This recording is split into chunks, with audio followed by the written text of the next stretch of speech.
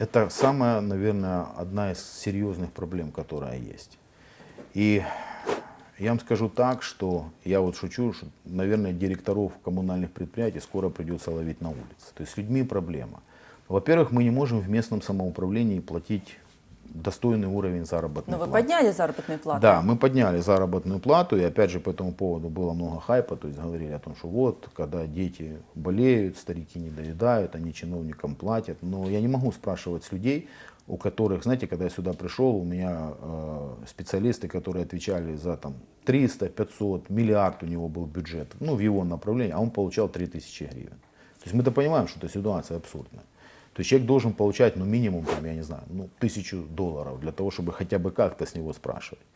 Поэтому мы подняли зарплаты, и я вам скажу так, что это дало определенного рода эффект. А кроме этого мы подняли зарплаты же не только чиновникам, мы подняли зарплаты и коммунальщикам. Мы подняли зарплаты дворникам, хлораторщикам, не знаю, косильщикам травы, водителям троллейбусов, водителям мусоровозов, тех, кто работает на город, потому что в противном случае они просто собирают вещи и уезжают в Польшу. Для того, чтобы люди работали дома, им надо хорошо платить. Это закон. Это мировой тренд. То есть на самом деле я вам скажу так, что я когда смотрю сейчас за происходящими в стране политическими процессами, я как человек приземленный иногда прихожу в ужас, я не понимаю, что они делят. То есть они все время выясняют отношения, какие-то амбиции и прочее, прочее, особенно сейчас. Да. А есть вещи, которые нас уже очень сильно догоняют.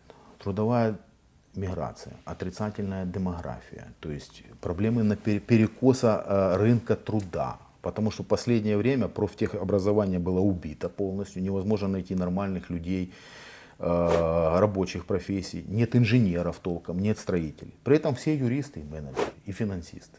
Но такого количества менеджеров, юристов и финансистов страна не нуждается. Она нуждается в рабочих руках и в людях инженерных профессий.